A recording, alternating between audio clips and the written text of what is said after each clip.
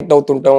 So అది అంటే మీరు మీ బర్త్డేగా ఆమె మీకు విషెస్ చెప్పే విధానం కానీ తన బర్త్డేకి మీరు విషెస్ చెప్పే విధానం కానీ చూస్తే అంటే ఆ క్లోజ్నెస్ సన్నిహితత్వం అనేది absolutely sir one of the most important friendships in my life. Like I said it's 15 years 16-year friendship now, so needless to say through this journey, through our careers, we've always been an emotional support system for each other. Okay తనకేమైనా సరే నాకేమైనా సరే మా ఇద్దరికి తెలుసు ఏం జరుగుతుందో, ఒకరొకరి లైఫ్లో ఏం జరుగుతుందో తెలుసు. We've always been there for each other. So అది it's that LKG classmate friendship అనేది సినిమా పరంగా it's very very special. So అది ఎప్పటికీ మారదు. అదే అంటే తను సమంతకు సంబంధించి ఒక సర్కిల్ ఉంది ఒకటి, తను ఏదైతే లైఫ్లో రియల్ లైఫ్లో ఫేస్ చేసిందో ప్రాబ్లమ్స్, దానికి తోడు ఇదేదైతే ఈ మెడికల్ ఇష్యూ తనకి ఏదైతే ఉందో ఆటో ఇమ్యూన్ సిండ్రోమ్, సో ఆ టైంలో ఆమెకి బాగా మోరల్ సపోర్ట్ ఇచ్చిన వ్యక్తుల్లో రాహుల్ రవీంద్రన్, చిన్మయి కూడా ఉన్నారు అని నేను వింటూ ఉంటాను. Okay right right right. So ఆమె దాని నుంచి బయటపడటానికి, ఆమె దాన్ని ఎదుర్కోవడానికి సో మీరు ఎంతవరకు అంటే మీ సపోర్ట్ కానీ తను పూర్తిగా ఇప్పుడు బయటపడిందని అనుకోవచ్చు? తను there are good days and there are bad days sir. పూర్తిగా అనేది అంటే ఆటో ఇమ్యూన్ ఒక్కసారి వచ్చిందంటే దానికి క్యూర్ అయితే లేదు, కానీ ఫస్ట్ కంట్రోల్లోకి తీసుకురావడం, ఆ తర్వాత కంట్రోల్లో ఉంచడం అనేదే ఉంటుంది. అంటే యాక్చువల్గా అది ఎందుకు వస్తుంది అనేది కూడా మనకి కరెక్ట్ రీజన్ ఉంది. రకరకాల ట్రిగర్స్ ఉంటాయి సార్. బట్ కోవిడ్ తర్వాత చాలా మందికి అది ఒక కోవిడ్ సైడ్ ఎఫెక్ట్ అన్నట్టు చెప్తున్నారు. అంటే కోవిడ్ ఒక పాండమిక్ అంటే కోవిడ్ తర్వాత వచ్చిన ఒక silent pandemic auto immune pandemic. నా ఫ్రెండ్ సర్కిల్లోనే సామే కాదు 2-3 ఉన్నారు. అందరికీ వేరే వేరే టైప్ ఆటో ఇమ్యూన్, కొందరికి చాలా సీరియస్ ఆటో ఇమ్యూన్ కండిషన్స్, కొందరికి అంటే ఇంకో ఫ్రెండ్ ఉన్నాడు వాడికి సడన్గా జస్ట్ ఒక్క స్పాట్లో జుట్టు మొత్తం పోయింది, జస్ట్ ఒక్క స్పాట్ లో. సో రకరకాల auto immune conditions flare up అవుతున్నాయి కోవిడ్ తర్వాత. అది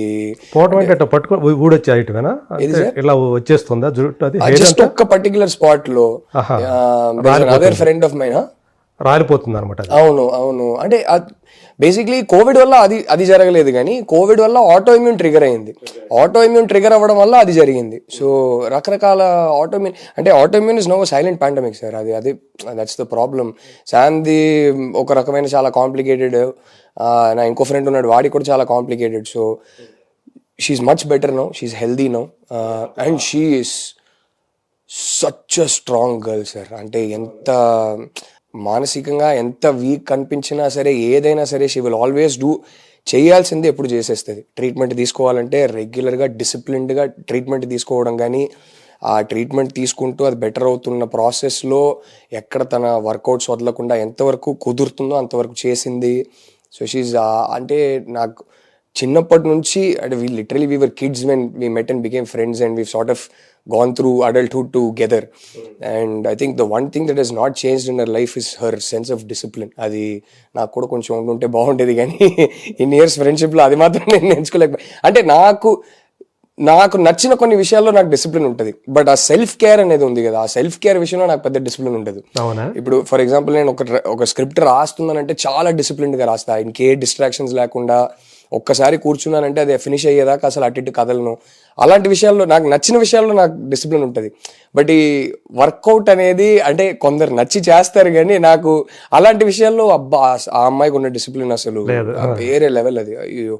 సో అయ్యా లక్కీలీ షీఈ్ ఎ ఫైటర్. ఏది ఉన్నా ఎట్లా ఉన్నా కానీ ఆ మెడికల్ ఇష్యూ ఉన్నప్పుడు కూడా తను చేస్తూ వచ్చేదే సార్. అస్సలు వర్కౌట్ కానీ అంటే ఎవరు ఏం చెప్పినా she's trying alternate therapies and treatments and things like that. So ఎవరు ఏం చెప్పినా సిన్సియర్గా కరెక్ట్ టైంకి ఏది తీసుకోవాలో, ఏం ఎక్సర్సైజెస్ చేయాలో, ఏం చేయాలో అంతా చేస్తుంది.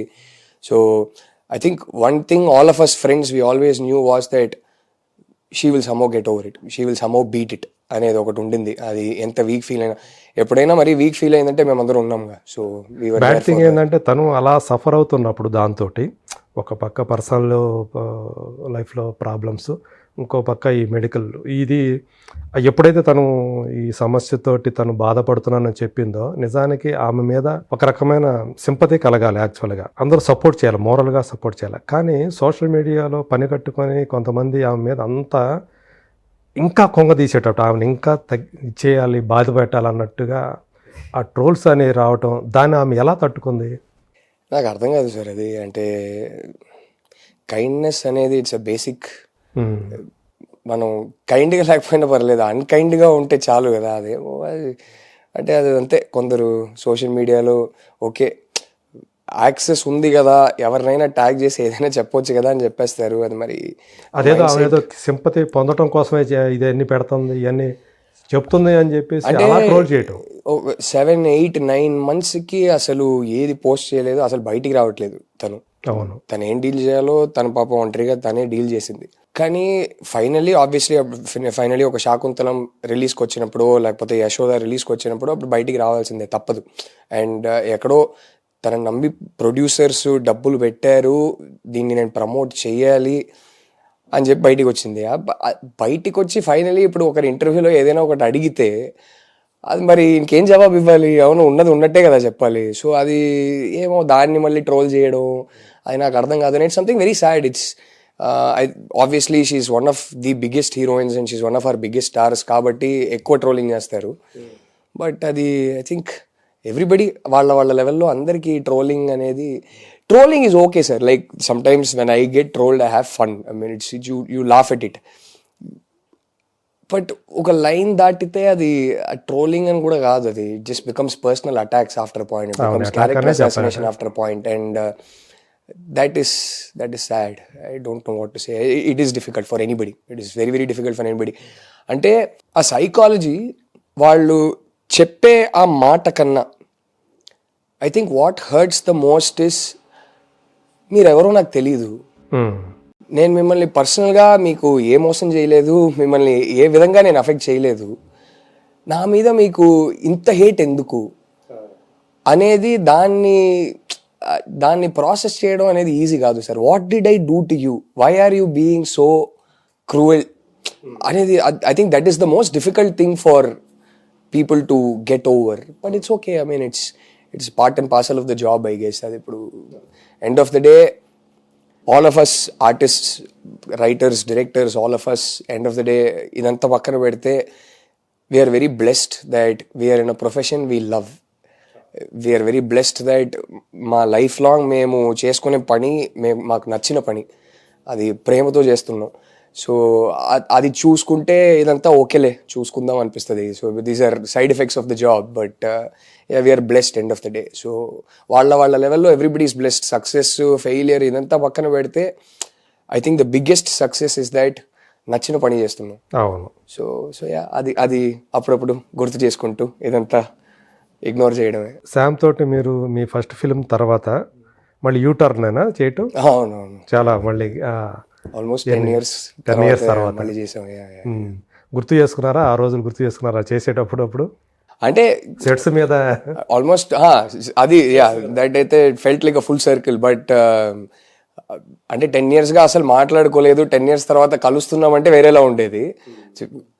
రెగ్యులర్గా కలుస్తూ ఉంటాం, రెగ్యులర్గా మాట్లాడుతూ ఉంటాం కాబట్టి కొత్తగా ఏమీ అనిపించలేదు. So but I think for me the most the biggest take away was that 10 years తర్వాత తనతో యాక్టింగ్ చేస్తున్నప్పుడు తన గ్రోత్ చూసా.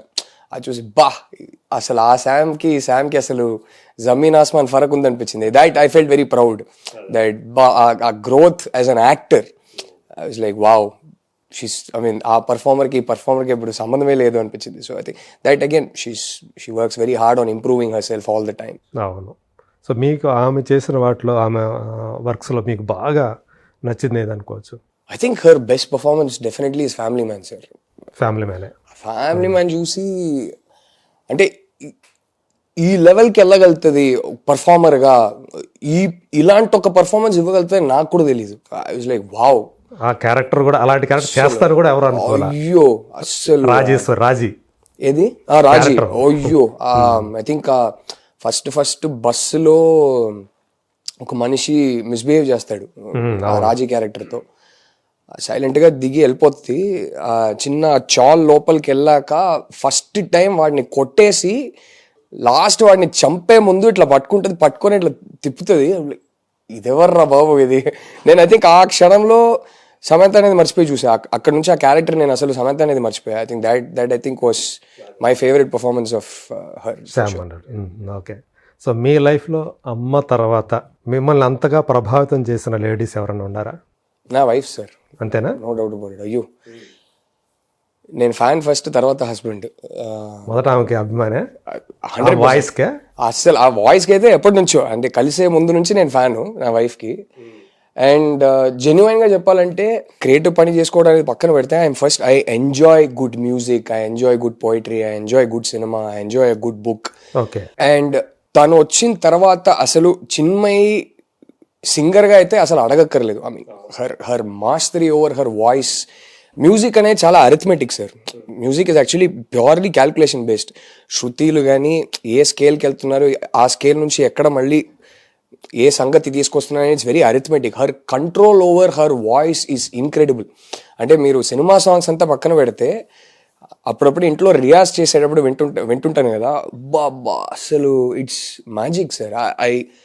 I love music. నేను చాలా కాన్సర్ట్స్కి వెళ్తుంటాను. నేను లైవ్ పర్ఫార్మెన్సెస్ అంటే మ్యూజిక్ తో పాటు దానిలో సాహిత్యాన్ని కూడా బాగా, any type of music, Carnatic దగ్గర నుంచి మంచి తీన్మార్ సాంగ్ అన్నా కూడా ఏదైనా బాగా ఎంజాయ్ చేస్తా. సో ఇంట్లోనే తను రియాజ్ చేస్తుంటే అది వినడం అనేది ఇట్స్ బ్లెస్సింగ్. అసలు ఇన్క్రెడిబుల్ వాయిస్. I cannot. మీరు సినిమా సాంగ్స్ వినుంటారు కానీ తను గజల్స్ పాడుతుంటే మీరు వినాలి. ఇంట్లో మాక్సిమం తను రియాజ్ చేసేది గజల్స్తోనే రియాజ్ చేస్తుంది. తన ఫేవరెట్ టు సింగ్, తన ఫేవరెట్ జానరా గజల్స్ అనమాట. ఓకే. సో గజల్స్తో ప్రాక్టీస్ చేస్తుంది. బా అసలు నేను వెంటనే వెళ్ళి సైలెంట్గా లైట్లు ఆఫ్ చేసేస్తాను. నేను ఒక డార్క్ మాహోల్లో జస్ట్ ఒక్క ల్యాంప్ ఎక్కడైనా వెలిగించేసి కూర్చొని సైలెంట్గా వింటుంటే ఆ మజా వేరు. అసలు మిమ్మల్ని మీరు మర్చిపోతుంటారు. అసలు అమేజింగ్. మీరు ఈ విషయంలో బ్లెస్డ్ అనుకుంటారా? 100% sir, no doubt about it.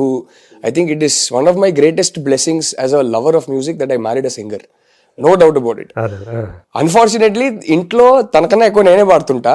చాలా దరిద్రంగా పాడతాను నేను, బట్ నేనే పాడుతుంటా. బట్ అది పక్కన పెడితే another massive respect I have for her is that కొందరు వస్తారు సార్, పాప్ కల్చర్ మీద వాళ్ళ ప్రభావం ఎలా ఉంటుందంటే బిఫోర్ ఆఫ్టర్ అని చెప్పొచ్చు. ట్రెండ్ మారిపోద్ది. లైక్ జస్ట్ ఊరికే ఒక చిన్న ఎగ్జాంపుల్ చెప్పాలంటే, ఇప్పుడు ఎవరో వచ్చి ఒక యాక్షన్ సినిమా స్క్రిప్ట్ చెప్తున్నారంటే, ఇది ఈ ఎలివేషన్ బోయపాటి గారి లాగా ఇస్తామండి అంటారు. ఆయన ఒక బెంచ్ మార్క్ అయిపోయారు. చెప్పేది కూడా అట్లా చెప్తారు. లేకపోతే కొందరు వచ్చి లవ్ స్టోరీస్ చెప్పేటప్పుడు చెప్పి నాకు ఇది ఎలా తీస్తారో ఏంటని కొంచెం అర్థం కాలేదని వాళ్ళకి అనిపిస్తే, సార్ ఇది taking Gautham Menon style taking ఉంటుంది సార్ అంటారు. అంతకన్నా ఒక క్రియేటర్కి బెటర్ కాంప్లిమెంట్ ఇవ్వలేము కదా. సో నాకు తెలిసి చిన్మయి హీరోయిన్స్కి డబ్బింగ్ చేయడం స్టార్ట్ చేశాక హీరోయిన్ వాయిస్ ప్యాటర్న్ ఎలా ఉంటుంది, తెలుగు తమిళ సినిమాలో హీరోయిన్స్ ఎలా మాట్లాడతారు అనేది మారిపోయింది సార్. ఇప్పుడు అంటే అంతకుముందు ఒక